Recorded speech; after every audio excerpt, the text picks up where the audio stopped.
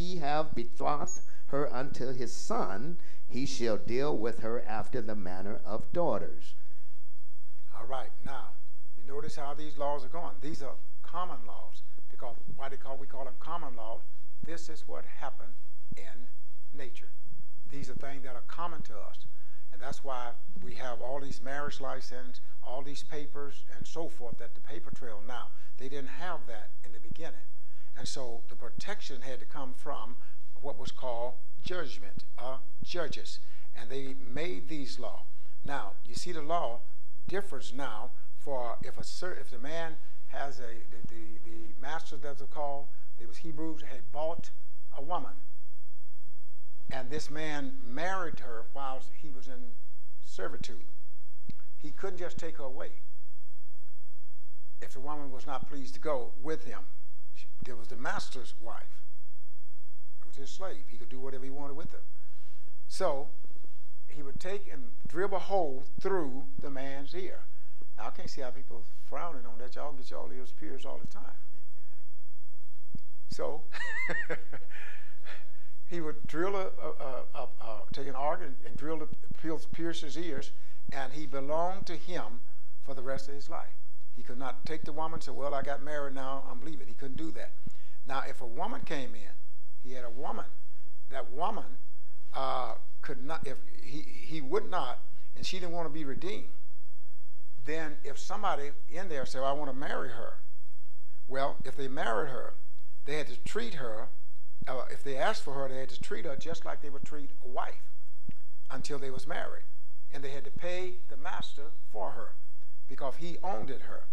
And if they was not pleased with her, they just couldn't bring her back and say, well, I don't want her no more. They have to pass her on to someone else, sell her to someone else. But in this thing, they couldn't do that after they had had a relationship with her. They couldn't do that after they had a relationship with her. It was different then. But we see what that's in Deuteronomy will tell us what they did then. But so that's what the law did. And these are common laws that have been evolved into what we have today. No, it wasn't perfect. But if there was no laws, no rules, how would they have made it? All right? 10. And if he take him another wife, her food, her raiment, and her duty of marriage shall he not diminish. And if he do not these three unto her, then shall she go out free without money. He that smiteth a man so that he die shall be surely put to death. And if a man lie not in wait, but God delivers him into his hand, then I will appoint thee a place whither he shall flee. But if a man come presumptuously upon his neighbor to slay him with guile, thou shalt take him from mine altar, that he may die. All right. Now, we finish up with the women in the verse 10 and 11, that they just can't mistreat the woman and have the woman stuck, that he get tired of her, and then all of a sudden he said to the woman, I don't want you no more, but you can't leave. She was free to leave once this was their form of divorce. Remember, at the time, there was no written divorce, but Moses, for the hardness of the heart, had them to get a women's wives a written of divorce. They had to write a divorce. And the divorce means to cut the cord, so he had to cut the cord by writing. Now, understand, women, in this dispensation, you had no rights. I didn't get an amen, now you won. No rights. Verse 12, first mention, write it down, first mention of death penalty, where it was carried out. He that smitten a man, so he die, shall be surely put to death. And if a man lie not in wait, but God deliver him into his hand, then I will appoint thee a place whether he shall flee. Now what he's saying, if somebody is ambushing you, premeditated, and they want to hurt you, and then you killed him, God would not hold you responsible for that. They had a place called a refuge where they would send you could go to that refuge so that until the cooling off period, so the family didn't want to kill you, and so until the judges to make the right decision. But if a man came presumptuously upon his neighbor to slay him with a gall, I mean anger and bitterness in his heart, thou shalt take him from mine altar that he may die. So if somebody premeditated killed somebody, they died. So when we say we don't believe in the death penalty, that's saying we don't believe in what God judgment said. But what we have to look at, the reason why that I have some concern about the death penalty, not that I don't believe in it, is not administrated fair. It's administrated by what your money and powers have in getting an attorney. So if it was fair that if this person killed a person and it was presumptuous the same way, then he got the death penalty regardless of what money he had, or what his status was. But it's not like that. It's all to do with the lawyer, the argument of the lawyer. And you're not going to get a $100,000 lawyer on minimum wage. You're not. It's just the truth. So you're most likely going to spend some time. All right, verse 15. And he who strikes his father or his mother shall surely be put to death. He who kidnaps a man and sell him, or if he is found in his hand, shall surely be put to death. 17. And he who curse his father or his mother shall surely be put to death. 18. If men contend with each other, and one strike the other with a stone or with his fist, and he does not die, but is confined to his bed. 19. If he rises again and walk about outside with his staff, then he who struck him shall be acquitted. He shall only pay for the loss of his time, and shall provide for him to be thoroughly healed. Okay. Wow. All right, now first of all, you all see why they didn't have all these hard-headed children? Children rebelling against their parents? They died. Mother, father, they died. That's why the Bible says, obey your parents in the Lord, that your days may be long. They died. They stoned them to death. So rebellious children were known by the grave where they was laid.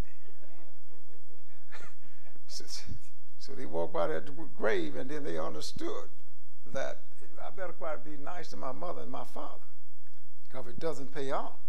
Now, if two got to fight and one of them took a stone, so I'm going to put that brick you now, and hit the person, and the person did not die, but he's on crutches, you have to pay that person until that person is recovered.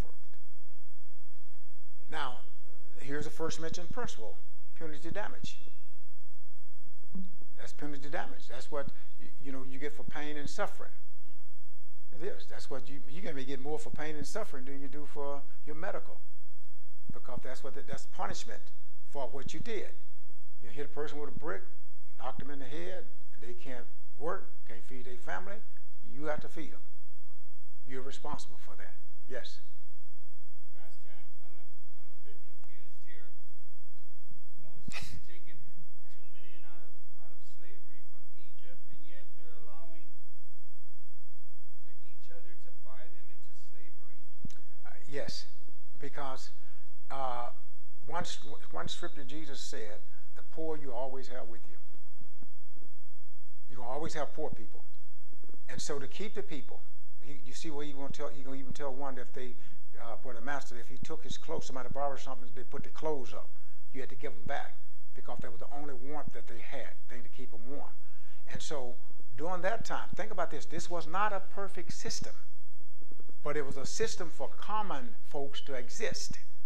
And so what he said then, if a person did something violent to you, they didn't get Medicare. They didn't have Medicare welfare. So if you hurt a person, you had to pay for that person's welfare until he got well. I know, but the point is the slavery part. It says if you buy a Hebrew servant, then he shall serve for 6 years, and the seventh he'll go free. Right. So were these people that had broken some type of law and had to pay? Maybe they had been, whatever we would say, drunk, or didn't work, or didn't have the money, nobody left them anything, and they did not. The slave was not like what we call slavery. They got paid, but they worked and belonged to their master. They got paid, but they worked. They had no rights to say anything, no right to do what they wanted to do. But that person would buy them and assign them to the work he wanted them to work. The point I'm trying to understand is Why did God do that? how did they become servants to the master? Because they didn't have nothing when they left out of Egypt, and some of them did. We had it also as indentured servants too in the 16th century. So again, a feudal system. So again, the key is that people can give themselves to somebody who's going to take care of them. Right. That was the deal. Right. So they're indentured servants. So therefore, but the responsibility is on the master to take care of the servants. To take care of them. And the servants can determine how long they're going to be with the master to pay the debt. So that's part of a system that's always been existed. So people can put themselves in a position to be taken care of. It wasn't just like slavery, just do whatever you feel like with individuals. How we see it in the And they had to make some laws. They had to make these laws to help keep the masters in place and the servant in place. All right, well, as we read on, you're going to see what happened. All right, go ahead. Verse 20. And if a man smite his servant or his maid with a rod, and he died under his hand, he shall be surely punished. See now what he did for the master? If he killed his slave, or a woman or man, he would be punished. All right?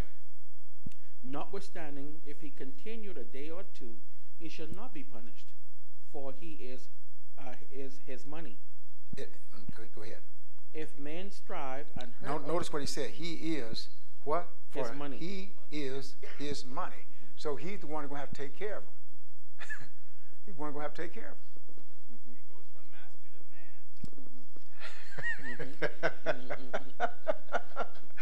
man. All right, read.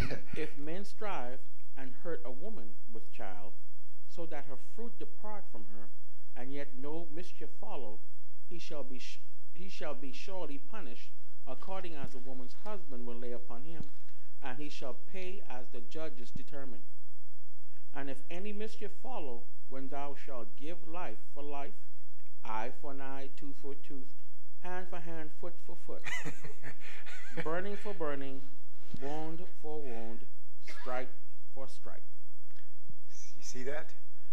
Now, if the master hit a lady that was pregnant, anybody, and that baby died, then they was going to be severely punished.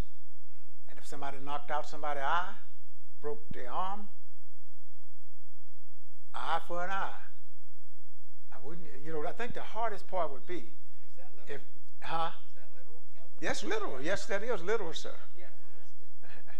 If you done knocked out somebody's eye, I think the hardest part would be is to stand before them judge, and you got to give an eye for an eye. And you got to stand there and they pop you out and knock you out.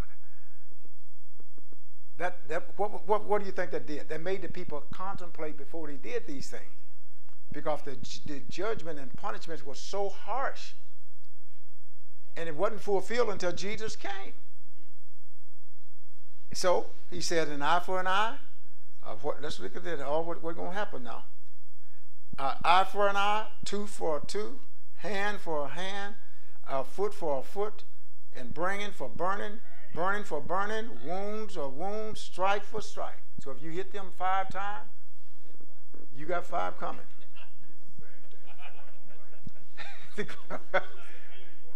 This is where they got the law from.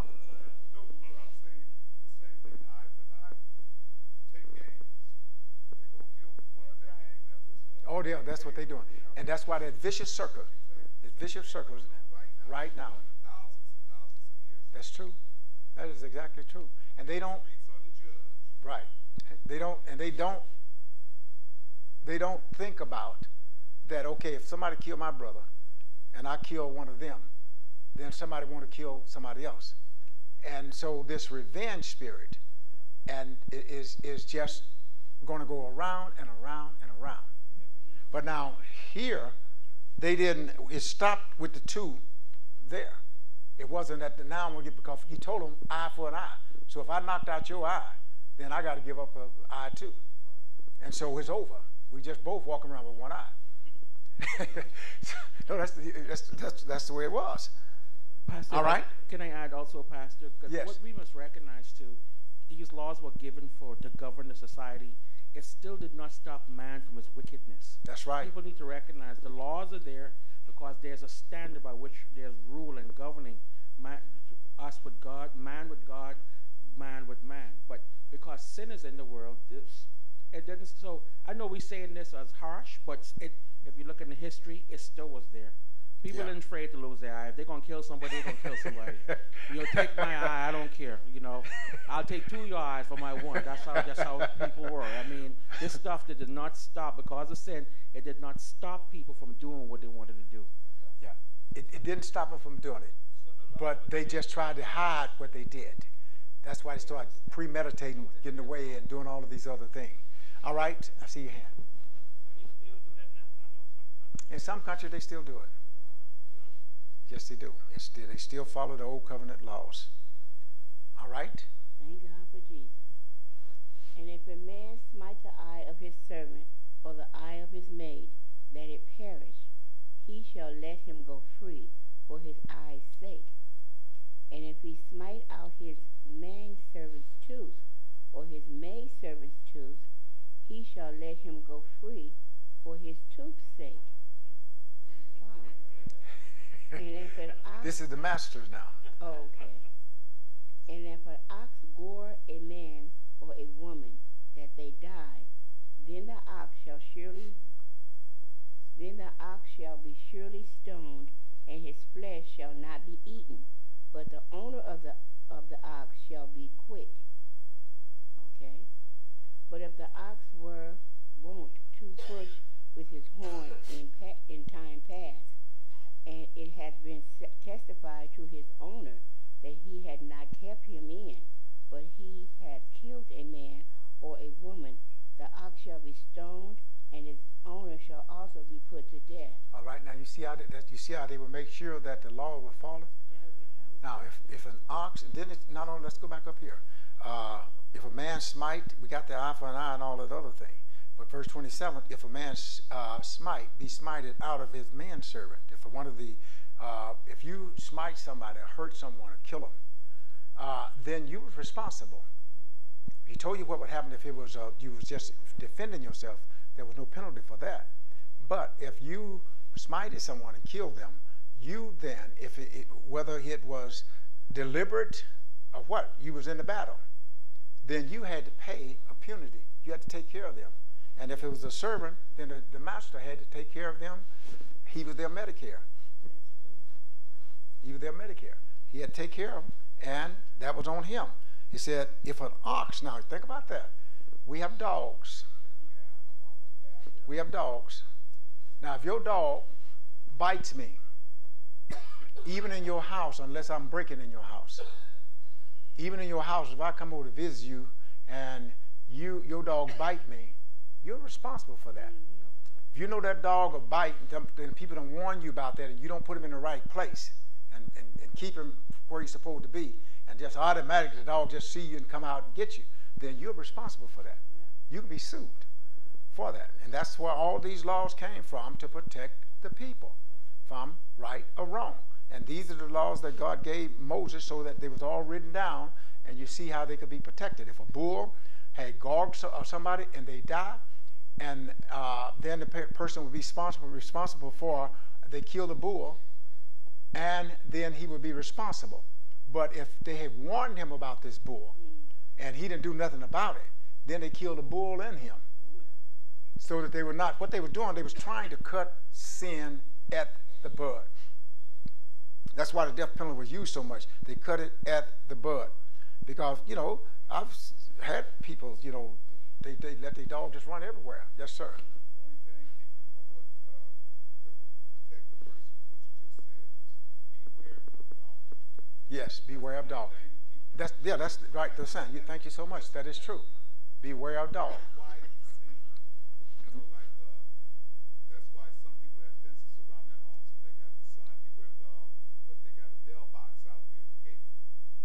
Put your mail in there because that person's delivering that mail is not going to walk there. That's right. If you do, he's on his own. He's on his own.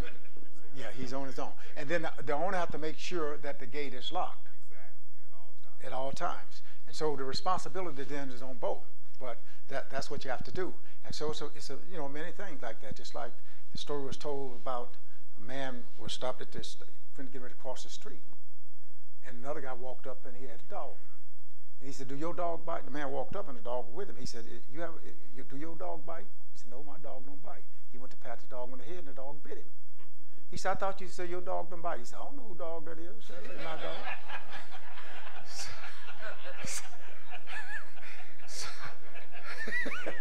I don't know who dog that is. My dog don't bite.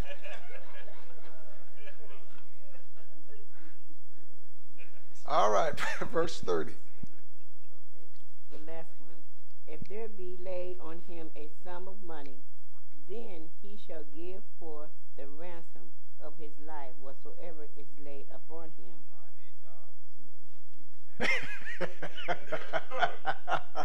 All right, go ahead. Whether he have gored a son or have gored a daughter, according to this judgment shall it be done unto him. If the ox shall push a man servant or a maid servant, he shall give unto their master 30 shekels of silver, and the ox shall be stoned. And if a man shall open a pit, or if a man shall dig a pit and not cover it, and an ox or an ass fall therein, the owner of the pit shall make it good, and give money unto the owner of them, and the dead beast shall be his. All right. Go ahead. And if one man's ox hurt another, that he die, then they shall sell the live ox and divide the money of it, and the dead ox also shall divide. Go ahead and read the other verse. Or if it be known that the ox hath used to push in time past, and his owner hath not kept him in, he shall surely pay ox for ox, and the dead shall be his own. Now, you see how they settle family feuds? It was with money or your life. Two options. Money or your life. And so that's what controlled them. Remember, they was in the wilderness. And now they wasn't used to staying in houses. They'd been in the wilderness for 40 years. But they came out with these oxes and all of these things, and they got their share. So if it wouldn't be no law, you know, here's the way I feel. If they don't have no law, lock me up.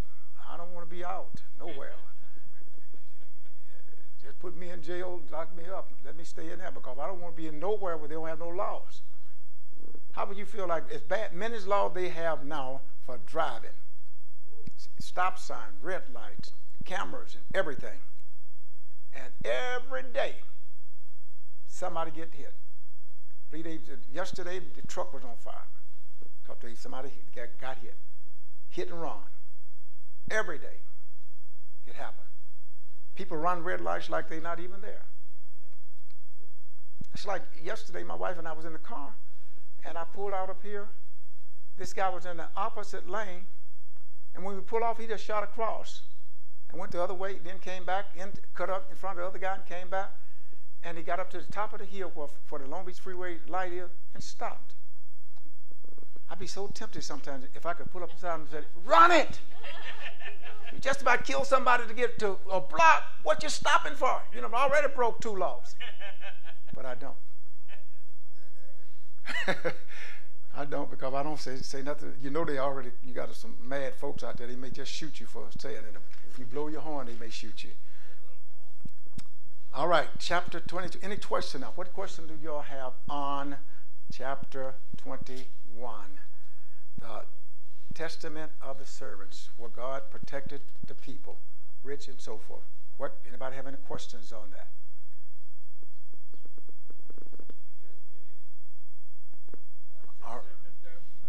Verses 34 through 36 is what your animal does to another animal, correct?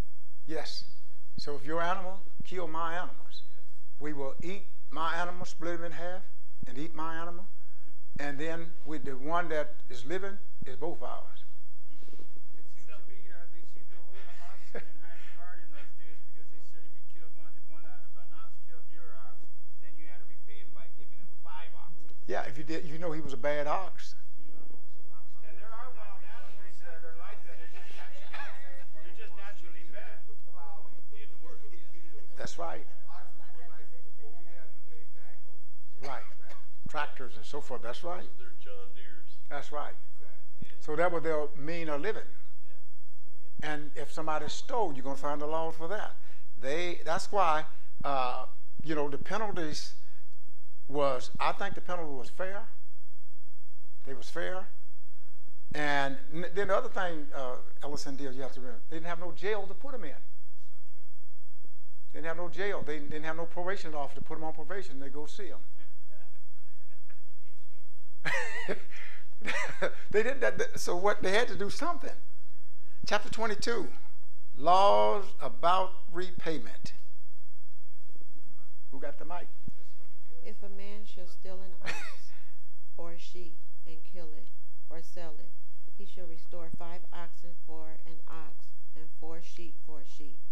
If a thief be found breaking up and be smitten that he die, there shall no blood be shed for him. If the sun be risen upon him, there shall be blood shed for him. For he should make full restitution. If he have nothing, then he shall be sold for his theft. If the thief be certainly found in his hand alive, whether it be ox or ass or sheep, he shall restore double.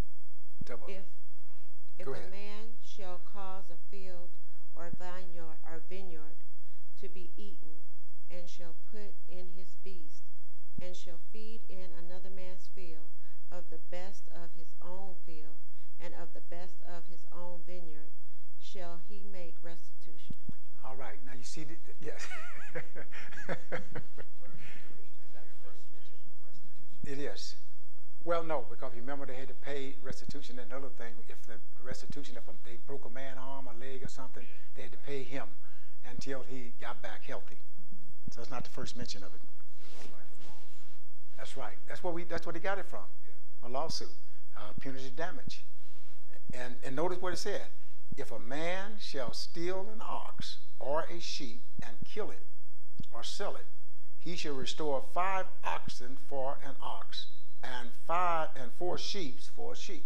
The ox was the mule, he was the puller, he was the plow, he was everything, so he got more for that. So think about this. If you stole, you think real hard about stealing a man's ox. If you get caught and you got to give up 5. Or you wouldn't think about it that much? They still gonna do it. It don't matter. Now, what if he didn't have 4 to give back? Then he go into service, they make a servant out of it. That's how they get The slave. That's how they got slaves. Then they had to go and work for them until the price of those 5 oxen be paid off. That was just like jail. They didn't have the money, so they buy him. You got to work for this person until you pay off those 5 oxen. Hard labor.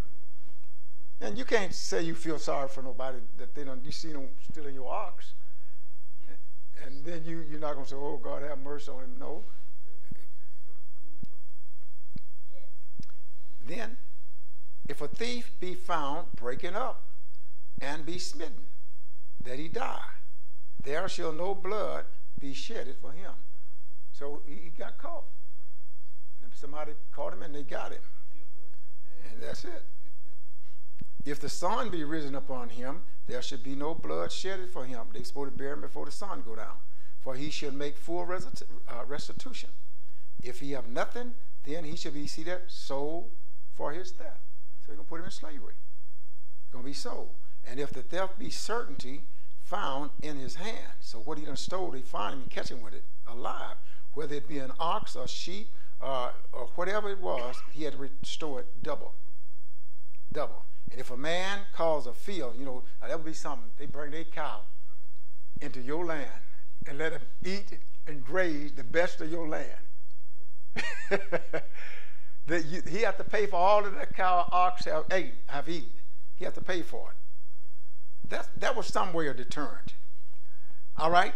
Now, what we have to understand, you only can get locks to deter earnest people. A crook, locks is not going to stop them. They're going to find a way of getting it. So you're not building them. You can't buy locks for crooks because they're going to get in some way. I don't care how well. Think about all this money they spend on prisons, yet folks escape. It may take them 2 or 3 years to dig out, find out how to go over, but they get out. All right? Verse 6 through 9, 10. If fire breaks out and catches in thorns, so that standing grain, or the field is consumed, he who kindles the fire shall surely make restitution. If a man delivers to his neighbor money or articles to keep, and it is stolen out of the man's house, if the thief is found, he shall pay double. If the thief is not found, then the master of the house shall be brought to the judges to see whether he has put his hands into his neighbor's goods.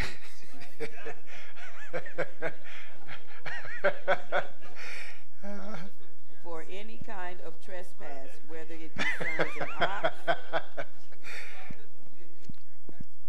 a donkey, a sheep, or clothing, or for any kind of lost thing which another claims to be his, the cause of both parties shall come before the judges, and whomever the judges condemn shall pay double to his neighbor. If a man delivers to his neighbor a donkey, an ox, a sheep, or any animal to keep, and it dies, is hurt or driven away, no one seeing it. All right, now, this, ladies and gentlemen, is the first mention of banks, a banker. Because why would anybody else let somebody hold the money? Let somebody hold your goods. And so he said, if they be robbed, if they catch the robber, he got to pay it back. If they don't catch him, now the banker that's holding the money got to go before the judges and see whether he concocted something to have somebody to steal your cows and give them back to him later or sell them. And so that's why they have all of these laws for banks. But guess what? With all the laws they have, the bank is still taking some of your money. Look at Wells Fargo last year. Put millions of cards. Look at TRW and Equifax. Or actually it was Equifax, I think, that all those millions of cards got names and Social Security card. And that's why you always need protection to help you protect what is yours. Now, the Federal Reserve is supposed to protect your money in the bank, but they only have a certain amount. They're going to go up to it. It used to be 50,000. I think it's 100,000 now. So, is it 300,000 now? Oh, 200,000. Yes. Pastor, I want to apologize. You know, I think it was in 2014. I took the Pentateuch with you, and now that I'm reading this all over again, it's starting to come back. Now you're telling me that while you was taking the Pentateuch, you didn't take it serious. It's not only that. No, it's. What comes to my recollection is that we don't That's true. You only remember 15%. But when you're teaching, you remember about 80. So you may want to come become a teacher. All right? For the, What I don't understand, they're in the wilderness, and how do they get vineyards and homes and like they go to the house or? because when Moses and them got on the other side of the Red Sea, the land that God gave them, they gave to each family, got a portion. Each tribe. Yes, they gave them that. So this is now they're out of the wilderness.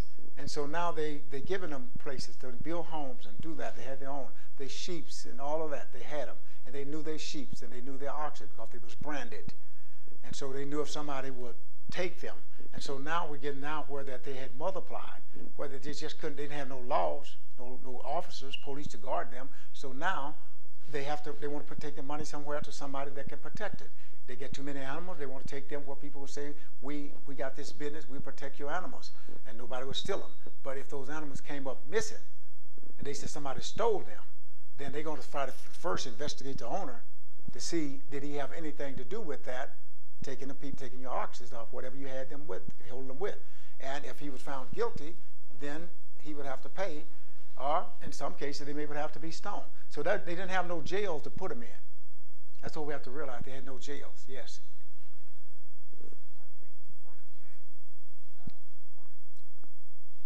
Even before they left Egypt, they had cattle, they had Right. possessions, they had these things because the Bible tells us, remember when we was going through Genesis and the first part of Exodus, well, Genesis, where when Exodus, when God put the punishment on the Egyptians, he killed all their stuff, but the Israelites, Right.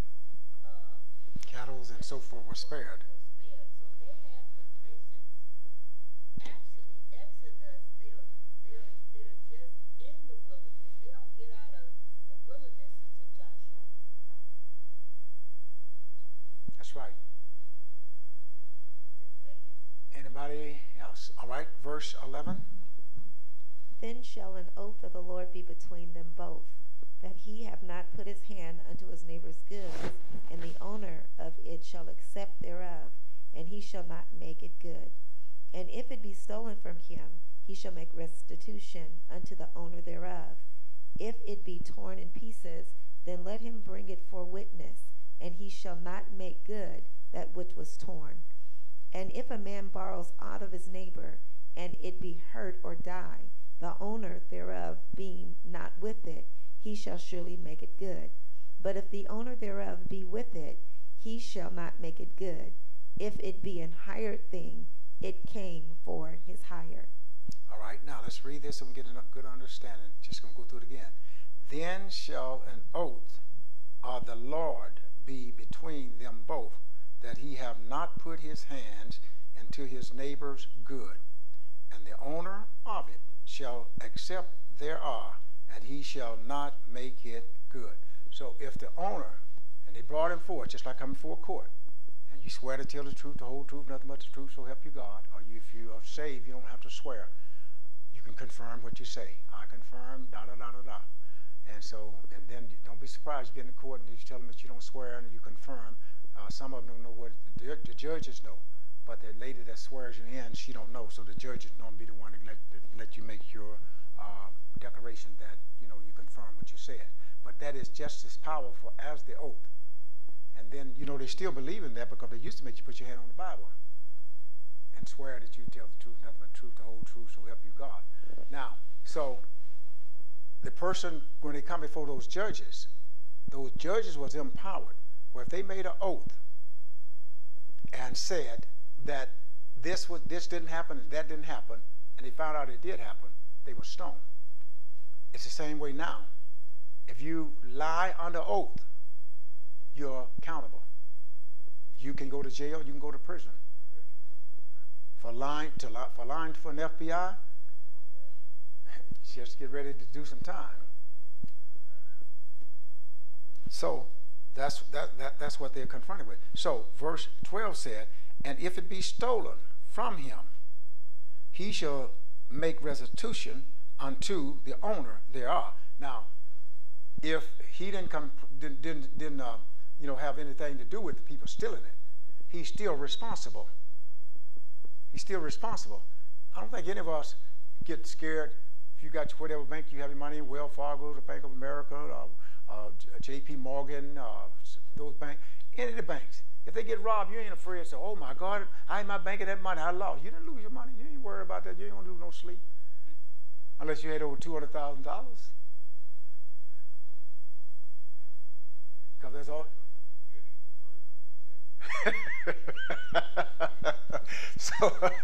So that's the only time you're going to be worried. But other than that, you're insured up to that. Now, watch what it continues to say. If it be torn in pieces, then let him bring it for a witness. Bring it in. So this is my ox. You know what? Somebody got in, a dog or whatever, and tore it up. And if the man borrows aught of his neighbors, and it be hurt or die, the owner thereof being not with it, he shall surely make it good. So if you go and borrow something, and it tears up, or be hurt, is it in your hand, you're responsible. You're responsible. But they make, I think about this, they do inflate things. You go and get a rental car. The car is rented for $29 a day, no mileage. But the insurance is $16 a day. So you pay $29 for the car and $16 a day for insurance. And actually, you don't have to pay insurance if you got good insurance. You just you take and you use your own insurance. Don't let them talk you into stuff. If anything happens, we go from bumper to bumper, da da da da da. Well, your insurance company do the same thing. You just may have to pay your deductible, but it'll do the same thing. The major insurance. I don't know about the sergeant or captain that ride around his car. I don't know what he do.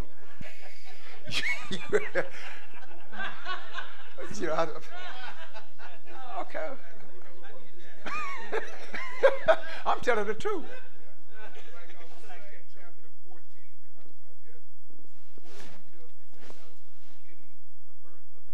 That's right. Exactly right. That was the birth of integrity, because they had to understand that there's penalty for doing wrong. For doing wrong. So, and verse 15 says, but if the owner thereof be with it, and he shall not make it good, if he be an hired thing, it came for his hire. So if he hired somebody to do it, he got to pay, even if he was with him. If he didn't, he still got to pay. It's your responsibility. You got the car. You're driving the car. You say, well, somebody hit me. Then you sue them. But you still got it. You're responsible. I was in a car accident the 27th of last month. 27th of September. And it was a 4-car collision. The guy in the rear coming off of Long Beach, if you go to Long Beach Freeway, if you can, those that know, from off of the San Diego Freeway, off of the Long Beach Freeway, and you want to go on the San Diego Freeway south, well, you have to go through that long path. And so as we was exiting over, traffic slowed down, and it was stopped. So I stopped. The car behind me stopped. But the other guy was speeding so fast that he hit the third car, and the third car hit the second car, the car in front of him, and knocked it into me, and I was on brakes, my brakes. Now, this third car was pinned between me and the other car. The car that hit the people, hit us all, the thing was going too fast, he hit, and when he knocked the man into the second car, the man thought he was hitting brakes and hit his pedal. He came back out onto the Long Beach Freeway and left. So, the one that caused the accident fled. So, when we go and turn it into our insurance company, it used to be that if a man hit me from behind and somebody hit him, he was responsible, and you sue the guy behind you, and he sued. But the other man ain't got nobody to sue but his own insurance, because the guy that hit him ran. So my insurance company said, we can't sue, I can't sue the man that hit me because he wasn't at fault. The man that hit him, he can't sue him because he wasn't at fault. The guy that all of us could have sued left. So we had to sue our own insurance to cover us if you're going to get anything. And so I thought about it, and I was going to get a lawyer because my back certainly was hurting and still hurting. As you don't get over that, you don't walk away from, well, I had never had a whiplash in my life, and so I have a whiplash. And so my insurance said they would take care of it, da-da-da-da-da. And so Kaiser told me, don't worry about it because we're going to take care of you for life. But Kaiser was wanting to get the money like everybody else. Not for me. They got a third party and sent the letter to me and said that we are collected for work that Kaiser have done for you by being on an accident. So whatever settlement you get, said you got to pay Kaiser out of that. All right, I said, don't sound, it's just business. And so I go to a lawyer, and thank God there was a good lawyer. Because he said to me, Mr. Harden, there's no sense in me taking your 33%. He said, insurance is going to have to pay you. And so if I take 33% of your money for representing you, I'm just taking your money. And I won't take your money. He said, Reverend, keep your money. Somebody said, God give you favor.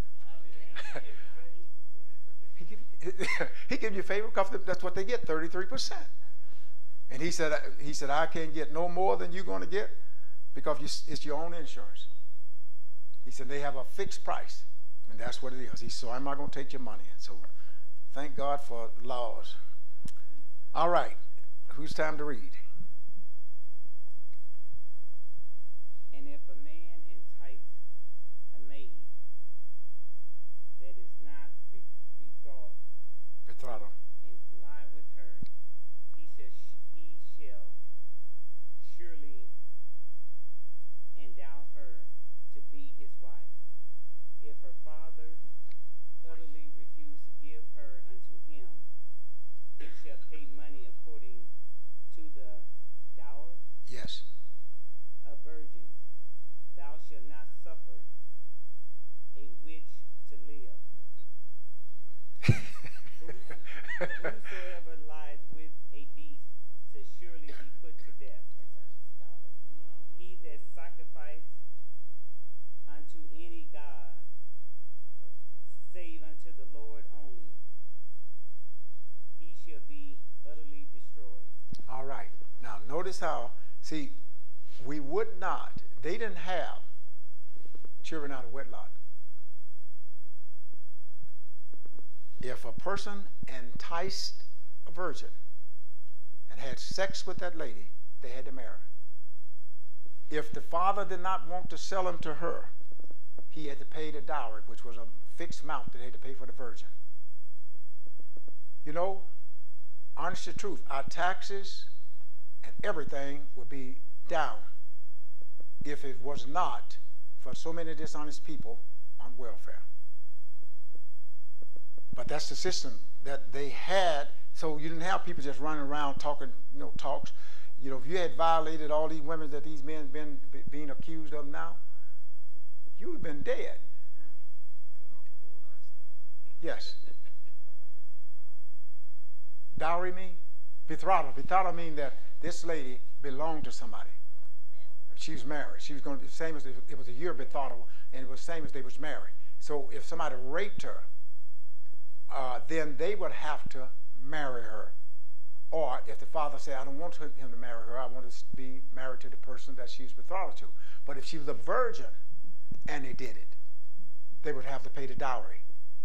In some cases, they would be killed. All right, then let's look at the next thing. Now, it's strange how he just came. Watch out, this just came right in, whoop, just like that. It said, thou shalt not suffer a witch to live. Now, what are we saying? This woman entices this person, as though, and then it happens. That's witchcraft. Now, my heart goes out, and I believe that 90% of those women that are accusing the men, I believe that they was in their right. But I do believe there's 10% that know they got money. And they said yes. And, some things that you can't explain and it's wrong. It was too wrong, but sometimes it's not like that. I think sometimes if you're ignorant and don't know what you're doing, you get trapped. Now, I don't know, Mike Tyson, she came to his apartment, a hotel at night, in a car to eat popcorn.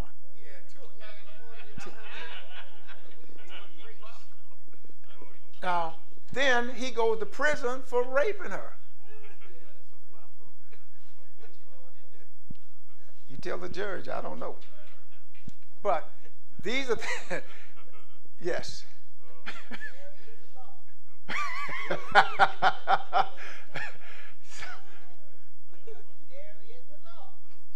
Oh yeah, that please don't mention that law, because that don't even. No, that ain't what he's talking about. The law, what law she's talking about with the law he's talking about with they had in Arizona somewhere with Kobe. Which one? Men and our young men need to know this. Even if a young girl, even if your girlfriend, she comes to wherever you are, and you're in intercourse with her, and she says stop. You don't have but a few seconds to stop doing what you're doing. This is a law. I know it's a law. And we may as well make it plain. Yes, that's true. It's a law. Make it plain. If that girl says stop, 7 seconds they give you. you better stop. Right? 7.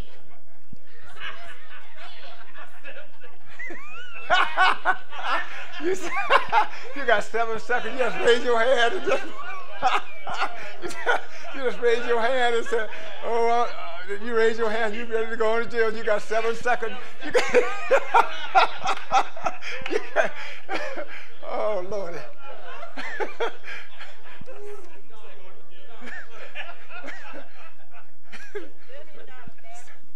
No, it's not a laughing matter, but I'm just trying to tell you. I don't know who made that law. You never heard of it? Well, it is the law. Now, it's not the law, I think, universal. It's the law. They had that in Arizona and some of the other states. But it was a law.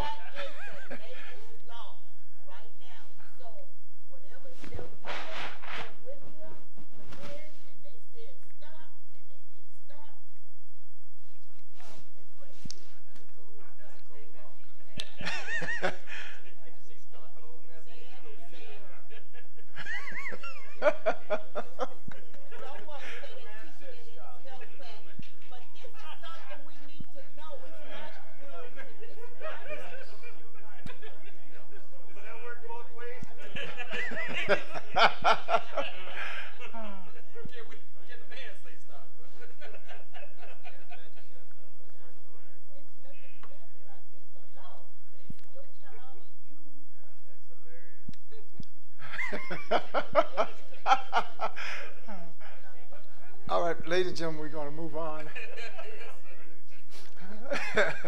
We're going to move on. Now, what verse are we on? 20? 21. All right.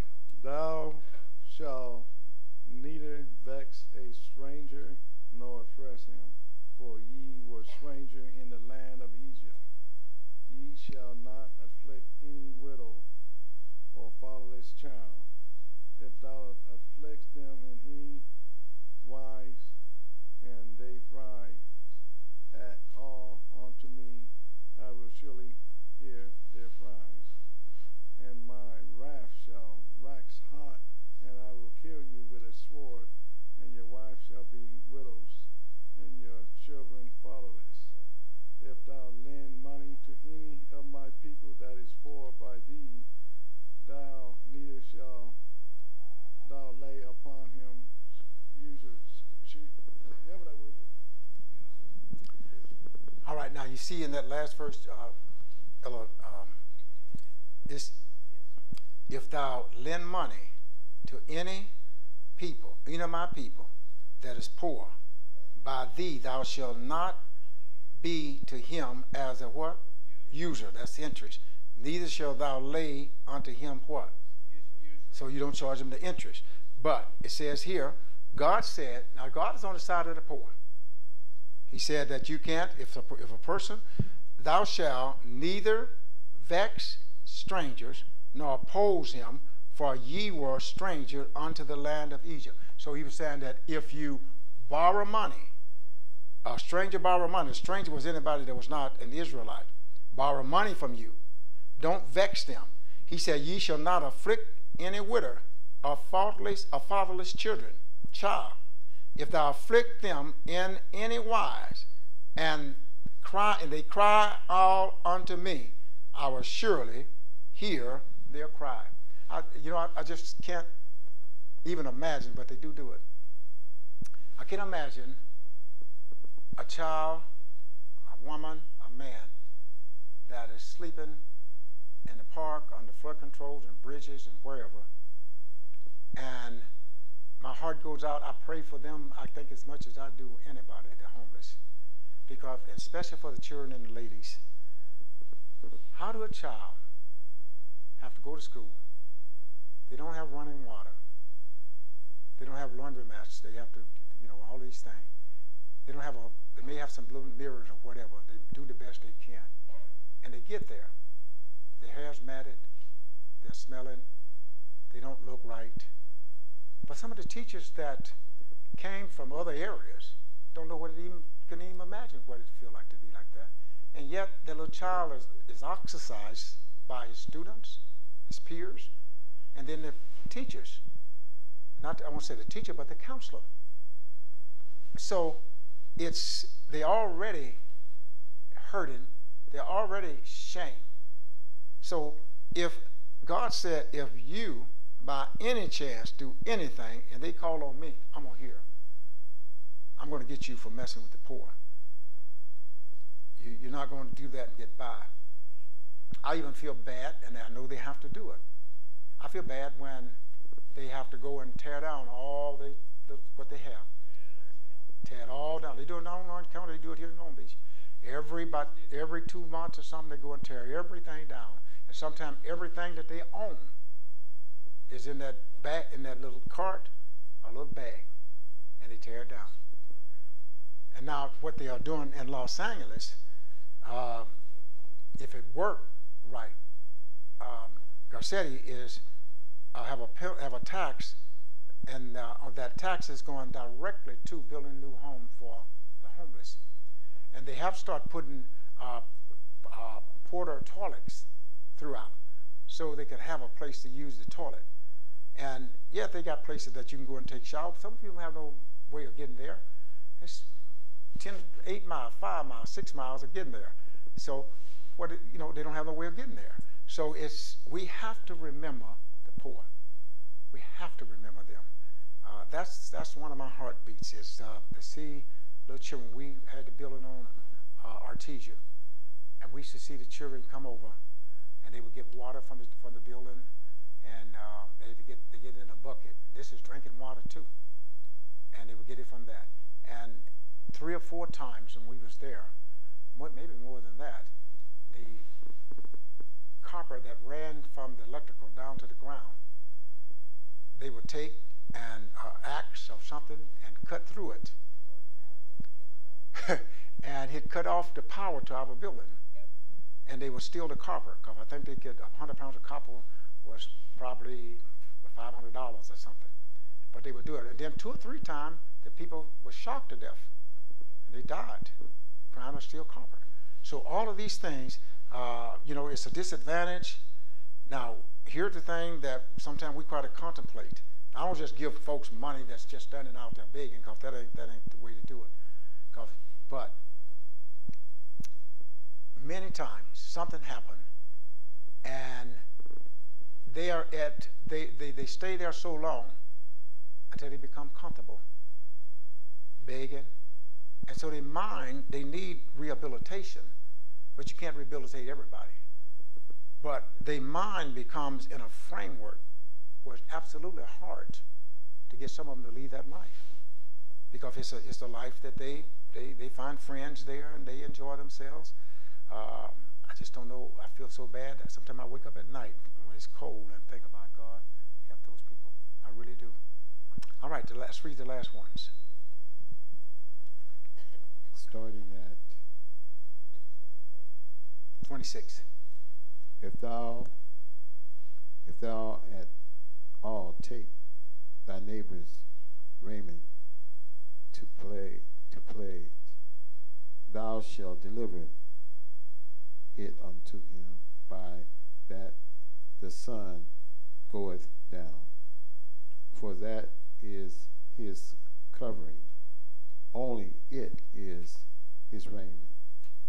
For his skin wherein shall he sleep, and it shall come to pass when he crieth unto me, that I will hear, for I am gracious. Thou shalt not revile the gods, nor curse the ruler of thy people. Thou shalt not delay to offer the first of the ripe fruits of thy liquors. The firstborn of the sons shalt thou give unto me. Likewise shalt thou do with thine ox and with thy sleep. 7 days it shall be with his dame. On the 8th day thou shalt give it me, and ye shall be holy men unto me. Neither shall we eat any flesh that a torn of beasts in the field. Ye shall cast it to the dogs. Okay. Now he goes on. He finished up about the poor. About don't take their clothes and let them have to sleep without anything. He said that's their covering. So it seemed that God watches over the poor. It don't seem that he do. He watches over the poor. Then he tells them about the covenant when he brought them across the Red Sea. The last thing he done was the Passover. In the Passover, he killed the oldest of everything. So then that the firstborn principle came in. Your firstborn son should be offered to the Lord. And I really believe in my heart that that's why a lot of time we have family problems. And note that most of the time it's that firstborn son that gives you the most trouble. Because you did not, and even though if you didn't know it, you didn't give him to the Lord. You didn't give him to the Lord. And just one of the saddest things happened last week. One of the missionaries' son, missionary in this church, in COGIC, her oldest son, 58 years old, and her younger son, not the youngest, I think, maybe they said it was the baby son, it was in the paper, killed him because he's been a bully almost all his life, and he would rough him up, and allegedly he was coming to hit him with a bat about something they said to him, and he shot him. Now, here's a mother. She loses her oldest son, and her baby son killed him. She can't get over it. But from what I understand from the people that told me is that he had been bullying and roughing up his brothers since they were small. And so it just took it too far. And so what we have to understand in going through this is all, and you're going to see even more of the laws that we have here in the United States of America, because they've taken common law from the Bible. Now, they certainly amended them so that they would be some equality, but now women's allegedly don't get the rights of men's ruling, but they got a lot of other things that when it comes to them, sometime in the fight, brothers, let them hit you, run, whatever. Because if there's a weapon on them when the police get there, you going to jail. And some of them will wait until the police get there and they'll go to crime. So, let's go to crime. Yes, Brother Ellison Diaz. These scriptures of 26 to 31, they really run deep in the heart. It's like they're very spiritual messages. They are. God. And it says here, it says if thou at all take thy neighbor's raiment to pledge, that you have to give it to him before the sun goes down that day. Yes, that day. So if you make a promise to the poor, you gotta keep it. Well, what it was saying, if the poor borrow money from you, and you take his garment to hold it for asset until he pay you. Oh, I understand. Yeah. When before the sun go down, give him that his clothing back. See, that's what I'm saying. God's laws protected, and they didn't have no. Think about that. There was no court, but the judges there. There was no jail to put anybody in. So the only thing they could do was make them accountable for what they did. Yes. And even to this day, God turns around and tells you to take care of the poor, the widow, and the imprisoned. You know, that take care of the sick too. Also, yes. So these verses are very, very. He even tell you to comfort the feeble-minded. Yes. Comfort the feeble-minded. But you know what? In the same token, Pastor, I wanted to ask you. You know, are we to give to all who ask? No, absolutely not. I believe in my heart. Now, there's occasional time, and there's a lot of swindlers and tricksters going around. I had one that called me the other night. I just won't go through the whole story, but one that called me the other night, and they kept calling, and they set up a plot to get money. And then at the end, my wife told me, said, "Honey, that's a plot." I said, "Don't do it. No, that's a plot." And then when she said that, the person was supposed to be in Indio driving, and the car had broke down, and wanted me to send him some money on Green Dot. And so I said, "No, I don't send money like that." And I told him, I said, "Okay, if you need something to help you, I'll do it this way, because they have cash card where they have to get their own bank things, and you know if it's a fraud, the bank will take it out." Oh no, and I've never been out here. But then it slipped out. There's a CVS on Willow and there's a CVS on Willow and Long Beach Boulevard.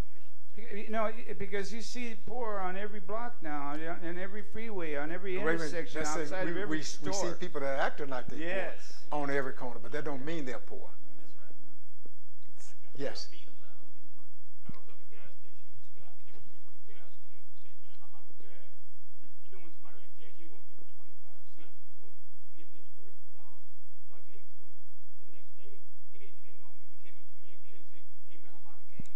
That's a good plot.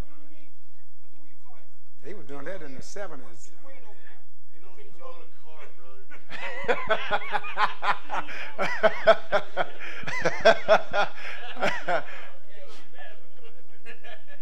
In the 70s, the man did that to me. He had a 5-gallon gas can. He said, "Could you give me $3 to go get some gas?" I said, "I'll tell you what, service station across the street, let's walk over and get it." I looked around, that man was running. I had a can and some keys. I don't know what the keys went to. Oh, that's what you had? So all of these things. All right. Next week, you're gonna be aware of laws, and then you can compare these laws to the laws of the day. Next week we're gonna look at next week's a business meeting night. On business meeting night. The week after that, in March, we start with chapter 23 and probably 24. And so we see how. Has anybody learned anything? Yes, amen. Be recollected. All right, it's offering time.